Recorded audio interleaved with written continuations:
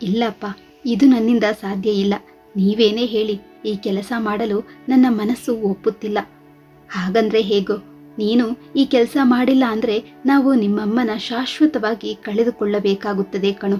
ಸ್ವಲ್ಪ ಅರ್ಥ ಮಾಡ್ಕೊ. ಅಪ್ಪ, ಈ ಕೆಲಸ ನೀವು ಕೂಡ ಮಾಡಬಹುದು ತಾನೆ?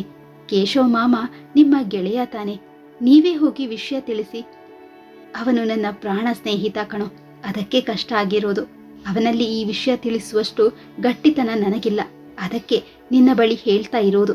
ಸದ್ಯಕ್ಕೆ ನಾನು ಇಕ್ಕಟ್ಟಿನ ಪರಿಸ್ಥಿತಿಯಲ್ಲಿ ಸಿಲುಕಿದ್ದೇನೆ. ಒಂದು ಕಡೆ ಗೆಳೆಯ ಆದ್ರೆ ಇನ್ನೊಂದು ಕಡೆ ನಿಮ್ಮಮ್ಮ. ಒಂದು ವೇಳೆ ನಾವು ಸುಮ್ಮನಿದ್ದರೆ ನಿಮ್ಮಮ್ಮ ಶಾಶ್ವತವಾಗಿ ನಮ್ಮನ್ನು ಬಿಟ್ಟು ಹೋಗ್ತಾಳೆ ಎಂದು ವೆಂಕಟ್ ಅವರು ಕಣ್ಣೀರಿಡ್ತಾರೆ. ಮಗ ವಿಶಾಲ್ಗೆ ಮನೆಯ ಪರಿಸ್ಥಿತಿ ಸರಿ ಮಾಡಲು ಬೇರೆ ಯಾವ ದಾರಿನೂ ಕಾಣಿಸ್ಲಿಲ್ಲ. ತಾಯಿ ಲಕ್ಷ್ಮಮ್ಮನವರಿಗೆ ಹಾರ್ಟ್ ಸರ್ಜರಿಗೆ 15 ಲಕ್ಷ ರೂಪಾಯಿ ಬೇಕಿತ್ತು.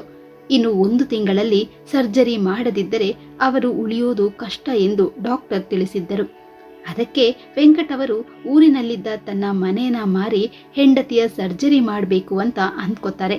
ಆದರೆ ಆ ಮನೇನ ಮಾರೋದು ಅಷ್ಟೊಂದು ಸುಲಭದ ಕೆಲಸ ಆಗಿರಲಿಲ್ಲ. 15 ವರ್ಷಗಳ ಹಿಂದೆ ಬಿಸ್ನೆಸ್ಗೆ ಕೈ ಹಾಕಿ ಕೈ ಸುಟ್ಟುಕೊಂಡ ವೆಂಕಟ್ ಅವರ ಗೆಳೆಯ ಕೇಶವ್ ತಮ್ಮ ಆಸ್ತಿ ಪಾಸ್ತಿ ಎಲ್ಲವನ್ನೂ ಕಳೆದುಕೊಂಡು ಬೀದಿಗೆ ಬಂದಿದ್ದರು. ಆ ಸಮಯದಲ್ಲಿ ಹೆಂಡತಿ ಹಾಗೂ ಪುಟ್ಟ ಮಗಳನ್ನು ಬಿಟ್ಟು ಅವರಿಗೆ ಸ್ವಂತದವರು ಅಂತ ಯಾರೂ ಇರಲಿಲ್ಲ. ಆಘಾತ ತಡೆದುಕೊಳ್ಳದೆ ಹೆಂಡತಿ ಹೃದಯಾಘಾತದಿಂದ ಪ್ರಾಣ ಬಿಟ್ರು. ಕೇಶವ್ ಅವರು ತಮ್ಮ ಮಗಳ ಜೊತೆ ಅನಾಥವಾಗಿ ಬೀದಿಯಲ್ಲಿ ಇರುವುದನ್ನು ಕಂಡು ವೆಂಕಟ್ ಅವರು ಗೆಳೆಯನಿಗಾಗಿ ಊರಿನಲ್ಲಿದ್ದ ತಮ್ಮ ಮನೆಯಲ್ಲಿ ಅವರು ನಿಲ್ಲುವ ವ್ಯವಸ್ಥೆ ಮಾಡಿದರು. ಅಲ್ಲಿಂದ ಅವರ ಸ್ನೇಹ ಇನ್ನಷ್ಟು ಗಟ್ಟಿಯಾಯಿತು. ಆಗಿನ್ನೂ ಅವರ ಮಗಳಿಗೆ 5 ವರ್ಷ. ಅಲ್ಲೇ ಶಾಲೆಗೆ ಸೇರಿಸಿ ಸಣ್ಣ ಪುಟ್ಟ ಕೆಲಸ ಮಾಡಿಕೊಂಡು ಕೇಶವ್ ಅವರು ಜೀವನ ನಡೆಸ್ತಾ ಇದ್ರು. ವೆಂಕಟ್ ಅವರು ಆಗಾಗ ಗೆಳೆಯನನ್ನು ನೋಡಿಕೊಂಡು ಬರ್ತಾ ಇದ್ರು. ಹಾಗಿರುವಾಗ ಇಷ್ಟು ವರ್ಷಗಳ ನಂತರ ಏಕಾಏಕಿ ಅವರನ್ನು ಮನೆಯಿಂದ ಹೊರಗೆ ಕಳುಹಿಸುವುದಾದ್ರೂ ಹೇಗೆ? ಅದಕ್ಕಾಗಿ ಮಗನಿಗೆ ಊರಿಗೆ ಹೋಗಿ ಕೇಶವ್ ಅವರಿಗೆ ವಿಷಯ ತಿಳಿಸುವಂತೆ ವೆಂಕಟ್ ಅವರು ಒತ್ತಾಯ ಪಡಿಸ್ತಾ ಇದ್ರು. ಕೊನೆಗೆ ತಂದೆಯ ಊರು ಮೂಡುಬೆಳ್ಳಿಯ ಕಡೆ ಪ್ರಯಾಣ ಬೆಳೆಸಲು ವಿಶಾಲ್ ತಯಾರಾದ. ವೆಂಕಟ್ ಅವರು ಗೆಳೆಯನ ಮನೆಗೆ ಫೋನ್ ಮಾಡಿ ಮಗ ಬರುವ ವಿಷಯ ತಿಳಿಸಿದ್ದರು. ಅಂದು ಜೋರಾಗಿ ಮಳೆ ಸುರಿಯುತ್ತಿತ್ತು. ತನ್ನ ತಂದೆಯ ಊರಾದ ಮೂಡುಬೆಳ್ಳಿಗೆ ಅದೆಷ್ಟೋ ವರ್ಷಗಳ ನಂತರ ಕಾಲಿಟ್ಟಿದ್ದ. ತಾನು ಹುಟ್ಟಿ ಬೆಳೆದ ಮನೆಯದು. ಅಪ್ಪನಿಗೆ ಬೆಂಗಳೂರಿನ ನೀರಾವರಿ ಇಲಾಖೆಯಲ್ಲಿ ಕೆಲಸ ಸಿಕ್ಕಿದ್ರಿಂದ ಊರು ಬಿಟ್ಟು ಪಟ್ಟಣ ಸೇರಿಕೊಳ್ಳಬೇಕಾಯಿತು. ಅಲ್ಲಿಂದ ಅಪರೂಪಕ್ಕೆ ಅಪ್ಪನ ಜೊತೆ ಊರಿನ ಕಡೆ ಹೋಗಿ ಬರ್ತಾ ಇದ್ದ. ಆದರೆ ಇತ್ತೀಚೆಗೆ ಕೆಲವು ವರ್ಷಗಳಿಂದ ಆ ಕಡೆ ತಲೆನೂ ಹಾಕಿರಲಿಲ್ಲ. ಜೋರು ಮಳೆಯಲ್ಲಿ ಬಸ್ಸಿನಿಂದ ಇಳಿದವನಿಗೆ ಸುತ್ತಲ ನೋಟ ಬದಲಾದಂತೆ ಕಂಡಿತು. ವರ್ಷಗಳ ಹಿಂದೆ ತಾನು ಬರುವಾಗ ಬಸ್ ಸ್ಟಾಪ್ನ ಪಕ್ಕದಲ್ಲಿದ್ದ ಒಂದೇ ಒಂದು ಟೀ ಅಂಗಡಿ ಇಂದು ಹೋಟೆಲ್ ಆಗಿ ಬದಲಾಗಿತ್ತು. ಊರಿನಲ್ಲಿ ಸಾಕಷ್ಟು ಅಭಿವೃದ್ಧಿಯಾಗಿರೋದು ಕಂಡು ಖುಷಿಯಾದರೂ ತಾನು ಮಾಡಲು ಬಂದ ಕೆಲಸ ನೆನೆಸಿ ಹೆಜ್ಜೆ ಮುಂದಿಡಲು ಕಷ್ಟ ಆಯಿತು. ಆದರೂ ತಾಯಿಯ ಪ್ರಾಣಕ್ಕಾಗಿ ಮುಂದೆ ಸಾಗಲೇಬೇಕಾಗಿತ್ತು. ಅದಾಗಲೇ ಸಮಯ ಸಂಜೆ 6 ಆಗಿತ್ತು. ಮೋಡ ಕವಿದ ವಾತಾವರಣದಿಂದ ಪೂರ್ತಿಯಾಗಿ ಕತ್ತಲು ಆವರಿಸಿತ್ತು. ಮನೆಯ ಮುಂದೆ ಬಂದವನಿಗೆ ಆಶ್ಚರ್ಯ ಕಾದಿತ್ತು. ಮನೆಗೆ ಬೀಗ ಹಾಕಿತ್ತು. ಅಲ್ಲಿ ಜಗಲಿಯ ಮೇಲೆ ಬ್ಯಾಗ್ ಇರಿಸಿ ಯಾರಾದರೂ ಕಾಣಿಸುತ್ತಾರಾ ಎನ್ನುತ್ತಾ ಮನೆಗೆ ಒಂದು ಸುತ್ತು ಹೊಡೆದ. ಆ ಧಾರಾಕಾರ ಮಳೆಗೆ ಒಬ್ಬ ನರಮನುಷ್ಯನೂ ಕಾಣಿಸ್ಲಿಲ್ಲ. ಈ ಕತ್ತಲೆಯಲ್ಲಿ ಅದೂ ಕೂಡ ಮಳೆಗೆ ಮನೆಗೆ ಬೀಗ ಹಾಕಿ ಎಲ್ಲಿಗೆ ಹೋಗಿರಬಹುದು ಎಂದು ಅಲ್ಲೇ ಜಗಲಿಯಲ್ಲಿ ಕೂತು ಯೋಚನೆ ಮಾಡ್ತಾ ಇರಬೇಕಾದ್ರೆ ದೂರದಲ್ಲಿ ಯಾವುದೋ ಗಾಡಿ ಹೆಡ್ಲೈಟ್ ಹಾಕುತ್ತಾ ಮನೆ ಕಡೆ ಬರ್ತಾ ಇರೋದು ಕಾಣಿಸಿತು. ಎದ್ದು ನಿಂತವನಿಗೆ ಒಂದು ರಿಕ್ಷಾ ಅಂಗಳದ ಕಡೆ ಬರ್ತಾ ಇರೋದು ಕಾಣಿಸಿತು. ರಿಕ್ಷಾದಿಂದ ಒಂದು ಹುಡುಗಿ ಕೊಡೆ ಬಿಡಿಸುತ್ತಾ ಇಳಿದು ಯಾರೋ ಒಬ್ಬರನ್ನು ಕೈ ಹಿಡಿದು ಮನೆಯ ಹತ್ತಿರ ಕರೆದುಕೊಂಡು ಬಂದಾಗಲೇ ಗೊತ್ತಾದದ್ದು ಅದು ಅಪ್ಪನ ಗೆಳೆಯ ಕೇಶವ ಮಾಮ ಎಂದು. ನಮಸ್ಕಾರ ಅಂಕಲ್, ನಾನು ಯಾರು ಅಂತ ಗೊತ್ತಾಯ್ತಾ? ವಿಶಾಲ್ ಕೇಳಿದಾಗ ಕೇಶವ್ ಅವರು ಏನೂ ಉತ್ತರಿಸಲಿಲ್ಲ. ಬದಲಿಗೆ ಕೆಮ್ಮುತ್ತಾ ಜಗಲಿಗೆ ಹೊರಗಿದರು. ಅವರ ಮಗಳು ಅಂಜನಾ, ಯಾರು ನೀವು? ಇಲ್ಲೇನು ಮಾಡ್ತಾ ಇದ್ದೀರಿ? ನಮ್ಮಪ್ಪನ ಹೆಸರು ನಿಮಗೆ ಹೇಗೆ ಗೊತ್ತು? ನಾನು ಯಾವತ್ತೂ ನಿಮ್ಮನ್ನು ನೋಡಿಲ್ಲ ಎಂದು ಒಂದೇ ಸಮನೆ ಅಪರಿಚಿತನ ಎದುರು ಪ್ರಶ್ನೆಯ ಸುರಿಮಳೆ ಗೈದಳು. ಓ, ನೀವು ಕೇಶವ್ ಅಂಕಲ್ ಮಗಳು ಅಂಜನಾ ತಾನೆ? ನಾನು ಅಪರಿಚಿತ ಅಂತ ಹೆದರ್ಬೇಡಿ. ನನ್ನ ಹೆಸರು ವಿಶಾಲ್, ವೆಂಕಟ್ ಅವರ ಮಗ. ಅಪ್ಪ ಬೆಳಿಗ್ಗೆ ಫೋನ್ ಮಾಡಿ ಎಲ್ಲ ಹೇಳಿದ್ದೇನೆ ಅಂದಿದ್ರು. ಓ ಕ್ಷಮಿಸಿ, ನೀವು ಬರ್ತೀರಾ ಅಂತ ವೆಂಕಟ್ ಮಾಮ ಆಗಲೇ ಫೋನ್ ಮಾಡಿದ್ರು. ನಾನೇ ಮರ್ತು ಹೋಗಿದ್ದೆ. ಸಂಜೆಯಷ್ಟರಲ್ಲಿ ಅಪ್ಪನ ಆರೋಗ್ಯದಲ್ಲಿ ಏರುಪೇರು ಆದ ಕಾರಣ ಅವರನ್ನು ದವಾಖಾನೆಗೆ ಕರೆದುಕೊಂಡು ಹೋಗಿದ್ದೆ. ಅದರ ಗಡಿಬಿಡಿಯಲ್ಲಿ ನೀವು ಇವತ್ತು ಬರ್ತೀರಾ ಎಂಬುದೇ ಮರೆತು ಹೋಯಿತು. ತಡೀರಿ, ಬೀಗ ತೆಗೆಯುತ್ತೇನೆ ಎನ್ನುತ್ತಾ ಬಾಗಿಲ ಬಳಿ ಹೋಗಿ ಚಿಲಕದಿಂದ ಬೀಗದ ಕೀಗಾಗಿ ಹುಡುಕಾಡಿ ಕೊನೆಗೂ ಬಾಗಿಲು ತೆರೆದು ವಿಶಾಲ್ನನ್ನು ಒಳಗೆ ಬರುವಂತೆ ಹೇಳಿ ನಂತರ ಜಗಲಿಯಲ್ಲಿ ಕೂತಿದ್ದ ತಂದೆಯ ಕೈ ಹಿಡಿದು ಒಳಗೆ ಕರೆದುಕೊಂಡು ಬಂದು ಮರದ ಕುರ್ಚಿಯ ಮೇಲೆ ಕೂರಿಸ್ತಾಳೆ. ಅದಾಗಲೇ ಪೂರ್ತಿಯಾಗಿ ಒದ್ದೆಯಾಗಿದ್ದ ವಿಶಾಲ್ ಚಳಿಯಿಂದ ಗಡಗಡ ನಡುಗುತ್ತಾ ಹಲ್ಲು ಕಡಿಯುತ್ತಾ ನಿಂತಿದ್ದ. ಅಂಜನಾ ಅವನಿಗೆ ಒಂದು ಟವಲ್ ತಂದುಕೊಟ್ಟು, ಬಿಸಿ ನೀರು ರೆಡಿ ಇದೆ, ನೀವು ಮೊದಲು ಹೋಗಿ ಸ್ನಾನ ಮುಗಿಸ್ಕೊಂಡು ಬನ್ನಿ, ಹೀಗೆ ಒದ್ದೆ ಬಟ್ಟೆಯಲ್ಲಿ ಇದ್ರೆ ಶೀತ ಆಗಬಹುದು. ಅಂದ ಹಾಗೆ ನೀವು ಏನು ತಗೋತೀರಾ, ಚಹಾನಾ ಕಾಫಿನಾ? ಸ್ವಲ್ಪ ಚಹಾ ಸಿಕ್ಕಿದ್ರೆ ಒಳ್ಳೆಯದಿತ್ತು. ಸರಿ, ನೀವು ಸ್ನಾನ ಮುಗಿಸ್ಕೊಂಡು ಬನ್ನಿ, ಅಷ್ಟರಲ್ಲಿ ನಾನು ಚಹಕ್ಕೆ ಇಡುತ್ತೇನೆ. ಸ್ನಾನ ಮುಗಿಸ್ಕೊಂಡು ಬಂದವ ಅಂಜನ ಕೊಟ್ಟ ಬಿಸಿ ಬಿಸಿ ಟೀ ಬಿಸ್ಕತ್ ಸವಿಯುತ್ತಾ, ಅಂಕಲ್ಗೆ ಏನಾಗಿದೆ? ಅದೇನೋ ಲೋ BP ಅಂತೆ. ಸುಮಾರು ಸಮಯದಿಂದ ಮದ್ದು ಮಾಡ್ತಾ ಇದ್ರು, ಕಡಿಮೆನೇ ಆಗಲ್ಲ. ಆರಾಮ ಮಾಡಬೇಕು ಅಂತ ಡಾಕ್ಟರ್ ಹೇಳಿದ್ರು. ಅಪ್ಪ ಅದಕ್ಕೆ ತಲೆ ಕೊಡಲ್ಲ. ಕೆಲಸ ಅಂತ ಹೋಗ್ತಾರೆ. ಇವತ್ತು ಕೂಡ ಕೆಲಸ ಮಾಡುವಾಗ ತಲೆ ಸುತ್ತು ಬಂದು ಬಿದ್ದು ಬಿಟ್ರು. ವಿಷಯ ತಿಳಿದು ಅವರನ್ನು ದವಾಖಾನೆಗೆ ಸೇರಿಸಿದೆ. ಈಗ ತೊಂದರೆ ಇಲ್ಲ, ಆದರೆ ತುಂಬಾನೇ ಸುಸ್ತಾಗಿರೋದ್ರಿಂದ ಹೋಗಿ ಮಲಕ್ಕೊಂಡ್ರು. ನೀವೇನು ತಪ್ಪು ತಿಳಿದುಕೊಳ್ಬೇಡಿ, ಅವರು ನಾಳೆ ನಿಮ್ಮ ಜೊತೆ ಮಾತನಾಡ್ತಾರಂತೆ. ಅಯ್ಯೋ ಪರವಾಗಿಲ್ಲ ಬಿಡಿ, ಆರೋಗ್ಯಕ್ಕಿಂತ ಯಾವುದೂ ಹೆಚ್ಚಲ್ಲ. ನಾಳೆ ನಾನೇ ಮಾತನಾಡ್ತೇನೆ. ಸರಿ, ನೀವು ಟೀ ಕುಡಿಯಿರಿ, ನಾನು ಊಟಕ್ಕೆ ರೆಡಿ ಮಾಡ್ತೇನೆ ಎನ್ನುತ್ತಾ ಅಂಜನಾ ಅಡುಗೆ ಮನೆ ಕಡೆ ನಡೆದಳು. ಇತ್ತ ವಿಶಾಲ್ ತಂದೆಗೆ ಕರೆ ಮಾಡಿ ತಾನು ತಲುಪಿರುವ ವಿಷಯ ತಿಳಿಸ್ತಾನೆ. ವೆಂಕಟ್ ಅವರು, ಏನಪ್ಪ ಕೇಶವ್ಗೆ ವಿಷಯ ತಿಳಿಸಿದ್ಯಾ? ಏನಂದ ಅವನು? ತುಂಬಾನೇ ಬೇಜಾರ್ಪಟ್ಟಿರಬಹುದು ಅಲ್ವಾ? ಅಪ್ಪ, ನಾನು ಬಂದು ಇನ್ನೂ 1 ಗಂಟೆನೂ ಕಳೀಲಿಲ್ಲ. ಅಷ್ಟು ಬೇಗ ಹೇಗಪ್ಪ ಕೇಳೋದು?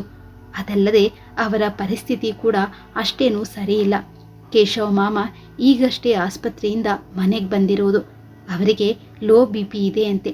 ಹಾಗಿರುವಾಗ ಇಂತಹ ಸೂಕ್ಷ್ಮ ವಿಷಯನ ಏಕಾಏಕಿ ಹೇಗಪ್ಪ ಅವರಿಗೆ ತಿಳಿಸೋದು? ಹೌದೇನೋ, ಸರಿ ಕಣೋ. ಆದರೆ ನಮ್ಮ ಬಳಿ ಅವನು ಸರಿ ಹೋಗುವ ತನಕ ಕಾದು ಕುಳಿಯುವ ಸಮಯನೂ ಇಲ್ಲ. ಇಲ್ಲಿ ನಿಮ್ಮಮ್ಮನ ಪರಿಸ್ಥಿತಿ ದಿನ ದಿನ ಹದಗೆಡುತ್ತಿದೆ. ಹೇಗಾದರೂ ಮಾಡಿ ಆದಷ್ಟು ಬೇಗ ವಿಷಯ ತಿಳಿಸು. ಅವರು ಮನೆ ಖಾಲಿ ಮಾಡಿದ ಕೂಡಲೇ ಅದನ್ನು ಖರೀದಿಸಲು ಪಾರ್ಟಿ ರೆಡಿ ಇದ್ದಾರೆ. ಈಗ ಅಮ್ಮನನ್ನು ಉಳಿಸೋದು ನಿನ್ನ ಕೈಯಲ್ಲಿದೆಯಪ್ಪ. ಸರಿ ಕಣಪ್ಪ, ನೀನೇನು ಯೋಚನೆ ಮಾಡಬೇಡ.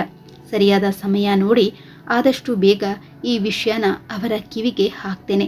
ಅಮ್ಮ ಹುಷಾರು ಎನ್ನುತ್ತಾ ಕಾಲ್ ಕಟ್ ಮಾಡ್ತಾನೆ. ಅಷ್ಟರಲ್ಲಿ ಅಂಜನಾ ಊಟಕ್ಕೆ ತಟ್ಟೆ ರೆಡಿ ಮಾಡಿ ವಿಶಾಲನ್ನು ಕರೆದು ಊಟ ಬಡಿಸ್ತಾಳೆ.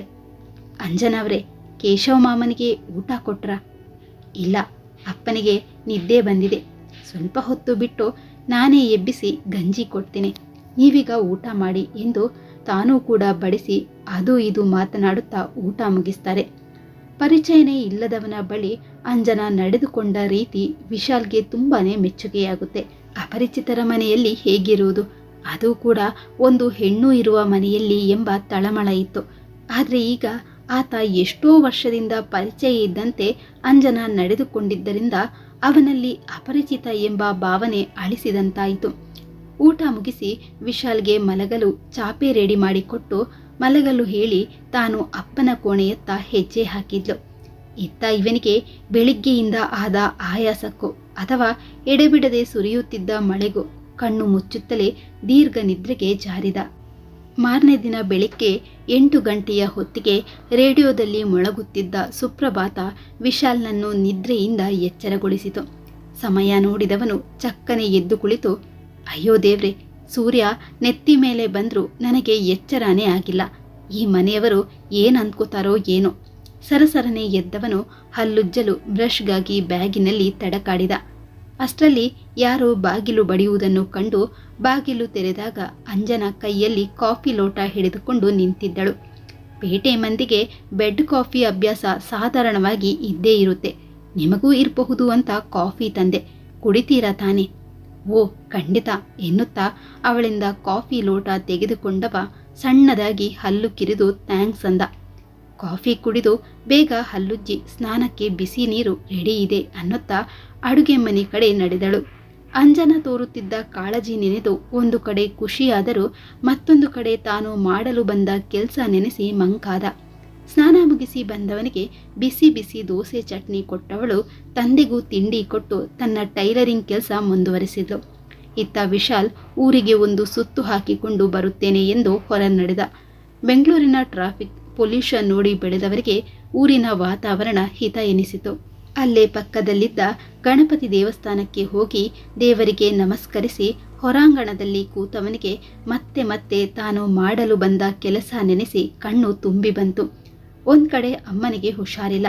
ಹಾರ್ಟ್ ಆಪರೇಷನ್ ಮಾಡದಿದ್ದರೆ ಅಮ್ಮನನ್ನು ಕಳೆದುಕೊಳ್ಳಬೇಕು. ಈಗ ಬರುವ ಅಪ್ಪನ ಪೆನ್ಷನ್ ಹಾಗೆ ತನ್ನ ದುಡಿತದಿಂದ ಮನೆ ಖರ್ಚು ಹೇಗೂ ನಡೀತಾ ಇತ್ತು. ಆದರೆ ಅಮ್ಮನ ಅನಾರೋಗ್ಯಕ್ಕೆ ಖರ್ಚು ಮಾಡುವಷ್ಟು ಹಣ ಅವರಲ್ಲಿ ಇರಲಿಲ್ಲ. ಈಗಾಗಲೇ ಅಮ್ಮನಿಗಾಗಿ ಸಾಕಷ್ಟು ಸಾಲನೂ ಮಾಡಿಯಾಗಿದೆ. ಅಂಥದ್ರಲ್ಲಿ ಮತ್ತೆ ಸಾಲ ಮಾಡಲು ಸಾಧ್ಯವಿಲ್ಲ. ಸಾಲ ಬೇಕು ಅಂದರೂ ಕೊಡುವವರು ಯಾರೂ ಇರಲಿಲ್ಲ. ಅಮ್ಮನಿಗಾಗಿ ಊರಿನ ಮನೇನ ಮಾರಲೇಬೇಕಿತ್ತು. ಆದರೆ ಇಲ್ಲಿನ ಪರಿಸ್ಥಿತಿ ಅವನನ್ನು ಕಟ್ಟಿಹಾಕಿತ್ತು. ಹೇಗಾದರೂ ಮಾಡಿ ಮೊದಲು ಈ ವಿಷಯನ ಅಂಜನಾಳಿಗೆ ತಿಳಿಸ್ಬೇಕು. ಅವಳೇ ಈ ಮನೇನ ಖರೀದಿಸಲಿ ಎಂಬ ತರ್ಕಕ್ಕೆ ಬಂದು ನಿಲ್ತಾನೆ. ಆದರೆ ಅಷ್ಟೊಂದು ಹಣ ಅವಳಿಗೆ ಎಲ್ಲಿಂದ ಬರಬೇಕು? ಪಾಪ ಹೊಟ್ಟೆಪಾಡಿಗಾಗಿ ಬಟ್ಟೆ ಹೊಲಿಯುತ್ತಾ ತನ್ನ ಖರ್ಚನ್ನು ನೀಗಿಸುವವಳಿಗೆ ಅಷ್ಟೊಂದು ಲಕ್ಷ ಕೊಟ್ಟು ಮನೆ ಖರೀದಿ ಮಾಡು ಅಂದರೆ ಅವಳು ತಾನೇ ಏನು ಮಾಡಲು ಸಾಧ್ಯ? ಕೇಶವ ಮಾಮನಿಗೂ ಕೂಡ ಹುಷಾರಿಲ್ಲ. ನಾನೇನಾದರೂ ಈ ವಿಷಯನ ತಿಳಿಸಿ ಅವರಿಗೆ ಏನಾದರೂ ಹೆಚ್ಚು ಕಡಿಮೆ ಆದರೆ ಅದಕ್ಕೆ ನಾನೇ ಹೊಣೆ ಆಗ್ತೇನೆ.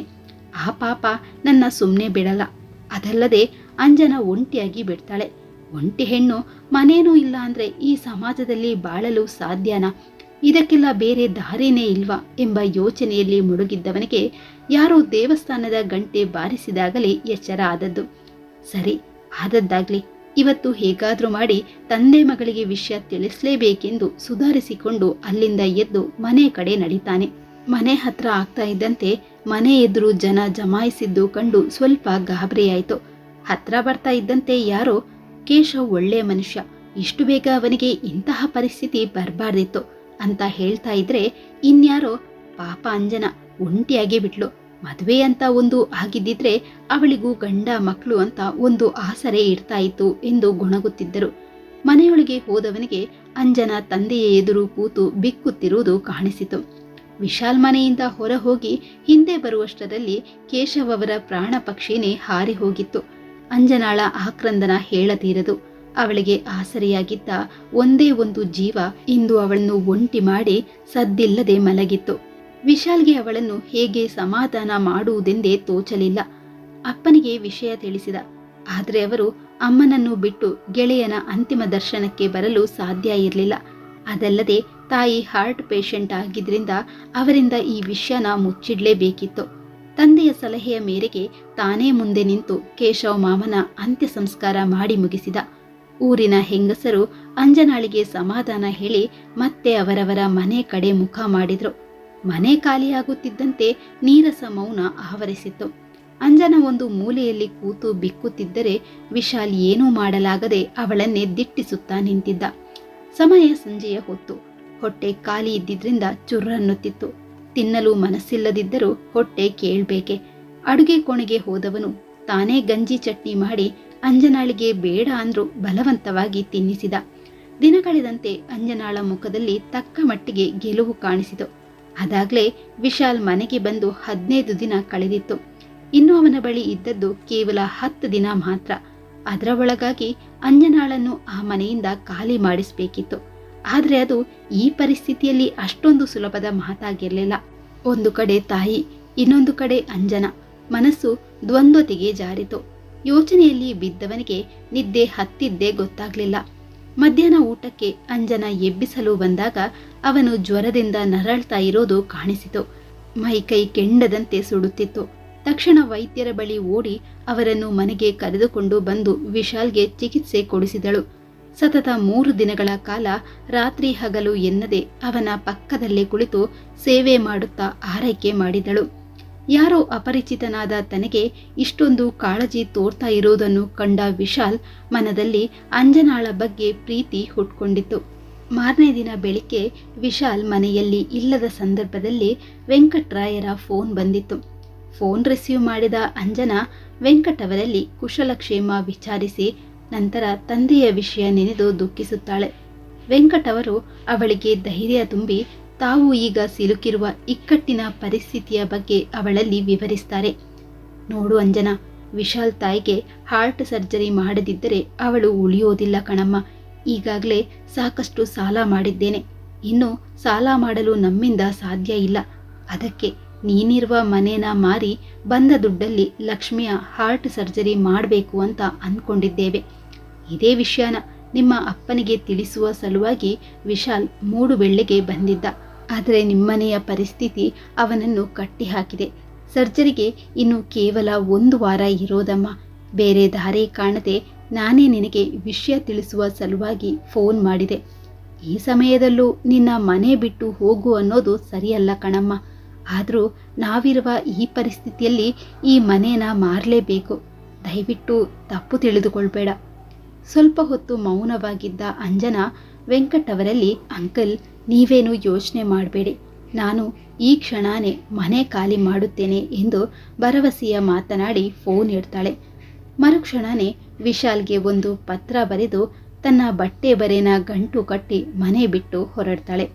ಮಧ್ಯಾಹ್ನದ ಹೊತ್ತಿಗೆ ಸುತ್ತಾಡಿಕೊಂಡು ಬಂದ ವಿಶಾಲ್ಗೆ ಮನೆಯೆಲ್ಲ ಹುಡುಕಿದರೂ ಅಂಜನಾ ಕಾಣಿಸೋದಿಲ್ಲ. ಅಲ್ಲೇ ಇದ್ದ ಪತ್ರ ಅವನ ಕಣ್ಣಿಗೆ ಬೀಳುತ್ತೆ. ವಿಶಾಲ್ ಅವರೇ, ನೀವು ನನಗೆ ತುಂಬಾನೇ ಸಹಾಯ ಮಾಡಿದ್ದೀರಾ. ನಿಮ್ಮ ಈ ಸಹಾಯನ ನಾನು ಈ ಜನ್ಮದಲ್ಲಿ ಮರೆಯೋದಿಲ್ಲ. ನೀವು ಯಾತಕ್ಕಾಗಿ ಮೂಡುಬೆಳ್ಳೆಗೆ ಬಂದಿರುವುದು ಅನ್ನುವ ವಿಚಾರ ನನಗೆ ಈಗಷ್ಟೇ ತಿಳಿಯಿತು. ತಂದೆ ತಾಯಿನ ಕಳೆದುಕೊಂಡವರ ಕಷ್ಟ ಏನು ಅಂತ ನನಗೆ ಗೊತ್ತು. ಹಾಗಾಗಿ ಈ ಮನೇನ ಮಾರಿ ನಿಮ್ಮ ಅಮ್ಮನ ಉಳಿಸ್ಕೊಳ್ಳಿ. ಹಾಗೆಯೇ ನನ್ನ ಬಗ್ಗೆ ಯೋಚನೆ ಬೇಡ. ಇಂತಿ ನಿಮ್ಮ ಅಂಜನಾ. ಪತ್ರ ಓದುತ್ತಿದ್ದವ ಕುಸಿದು ಬಿದ್ದು ಕಣ್ಣೀರಿಡ್ತಾನೆ. ಬೇರೆ ಯಾರೂ ಆಗಿದ್ದಿದ್ರೆ ಅವನಿಗೆ ಏನೂ ಅನಿಸ್ತಾ ಇರಲಿಲ್ವೇನೋ. ಆದರೆ ಪ್ರೀತಿಸುತ್ತಾ ಮನದಲ್ಲಿ ಆರಾಧಿಸುತ್ತಿದ್ದ ಹುಡುಗಿ ಹೇಳದೆ ಕೇಳದೆ ಮನೆ ಬಿಟ್ಟು ಹೋಗಿರುವುದು ಅವನಿಂದ ಅರಗಿಸಿಕೊಳ್ಳಲು ಸಾಧ್ಯ ಆಗಲಿಲ್ಲ. ಕಣ್ಣೀರು ಒರೆಸುತ್ತಾ ಅವಳನ್ನು ಹುಡುಕುತ್ತಾ ಊರೆಲ್ಲ ಸುತ್ತಾಡಿದ. ಅವಳ ಗೆಳತಿಯರ ಮನೆಯಲ್ಲೆಲ್ಲ ವಿಚಾರಿಸಿದ. ಆದರೆ ಏನೂ ಪ್ರಯೋಜನ ಆಗಲಿಲ್ಲ. ಕೊನೆಗೆ ದಾರಿಯಲ್ಲಿ ಸಿಕ್ಕ ಪೂಜಾರಿಯಲ್ಲಿ ವಿಚಾರಿಸಿದಾಗ ಅವಳನ್ನು ಈಗಷ್ಟೇ ದೇವಸ್ಥಾನದ ಬಳಿ ನೋಡಿದೆ ಅಂದಾಗ ಒಂದೇ ಉಸಿರಿನಲ್ಲಿ ದೇವಸ್ಥಾನದತ್ತ ಹೆಜ್ಜೆ ಹಾಕಿದ. ಸುತ್ತ ನೋಡಿದಾಗ ಅಲ್ಲೇ ಇದ್ದ ದೇವಸ್ಥಾನದ ಕೆರೆಯ ದಂಡೆಯ ಮೇಲೆ ಕುಳಿತು ಮಂಡಿಯಲ್ಲಿ ತಲೆಯಿಟ್ಟು ಅಳ್ತಾ ಇದ್ಲು. ಅಂಜನಾ ಎಂದು ಕರೆದಾಗ ಅವನ ಧ್ವನಿ ಕೇಳಿಸಿ ಎದ್ದು ನಿಂತಳು. ಓಡಿ ಹೋಗಿ ಅವಳನ್ನು ತಬ್ಬಿಕೊಂಡು, ನನಗೆ ನೀನಂದ್ರೆ ಇಷ್ಟ, ನನ್ನ ಮದುವೆಯಾಗುವೆಯಾ ಎಂದು ಕೇಳಿದಾಗ ಅವಳು ಏನೂ ಮಾತನಾಡದೆ ಅವನನ್ನು ಮತ್ತಷ್ಟು ಬಿಗಿದಪ್ಪಿಕೊಂಡಳು. ಮೌನವಾಗಿಯೇ ಇಬ್ಬರಲ್ಲೂ ಪರಸ್ಪರರ ಬಗ್ಗೆ ಪ್ರೀತಿ ಮೊಳಕೆ ಒಡೆದದ್ದಂತೂ ನಿಜ. ಕೊನೆಗೆ ಅವಳನ್ನು ತನ್ನ ಜೊತೆನೆ ಬೆಂಗಳೂರಿಗೆ ಕರೆದುಕೊಂಡು ಹೋಗಿ ತಂದೆ ತಾಯಿಯಲ್ಲಿ ತಾನವಳನ್ನು ಪ್ರೀತಿಸುವುದಾಗಿ ತಿಳಿಸ್ತಾನೆ. ಲಕ್ಷ್ಮಮ್ಮನವರಿಗಂತೂ ಮಗನ ಈ ನಿರ್ಧಾರ ತುಂಬಾನೇ ಖುಷಿ ಕೊಟ್ಟಿತು. ತಾನು ಮುಂದೆ ಬದುಕುಳಿಯುತ್ತೇನೋ ಇಲ್ವೋ ಗೊತ್ತಿಲ್ಲ. ಸರ್ಜರಿಗಿಂತ ಮುಂಚೆ ಮಗನ ಮದುವೆ ನೋಡಬೇಕು ಎನ್ನುವ ಆಸೆ ವ್ಯಕ್ತಪಡಿಸಿದ್ರು. ಅಂತೆಯೇ 3 ದಿನಗಳ ಒಳಗಾಗಿ ವಿಶಾಲ್ ಅಂಜನಾ ಮದುವೆ ಸರಳವಾಗಿ ದೇವಸ್ಥಾನದಲ್ಲಿ ನೆರವೇರಿತು. ಹಾಗೆಯೇ ಲಕ್ಷ್ಮಮ್ಮನವರಿಗೆ ಹಾರ್ಟ್ ಸರ್ಜರಿ ಕೂಡ ಮುಗಿದು ಕೆಲವು ವಾರಗಳಲ್ಲಿ ಅವರು ಚೇತರಿಸಿಕೊಂಡ್ರು. ಅಂಜನಾ ಇಡೀ ಮನೆಯನ್ನು ನಿಭಾಯಿಸುವಲ್ಲಿ ಯಶಸ್ವಿಯಾದ್ಲು. ಈ ಕಥೆ ನಿಮಗೆ ಇಷ್ಟ ಆಗಿದೆ ಅಂತ ಅಂದ್ಕೊಂಡಿದ್ದೇನೆ. ಇಷ್ಟ ಆಗಿದ್ರೆ ವಿಡಿಯೋಗೊಂದು ಲೈಕ್ ಹಾಗೂ ಕಮೆಂಟ್ ಮಾಡೋದನ್ನ ಮರಿಬೇಡಿ. ಹಾಗೆ ಪ್ಲೀಸ್ ಸಬ್ಸ್ಕ್ರೈಬ್ ಕೂಡ ಮಾಡ್ಕೊಳ್ಳಿ. ಧನ್ಯವಾದಗಳು.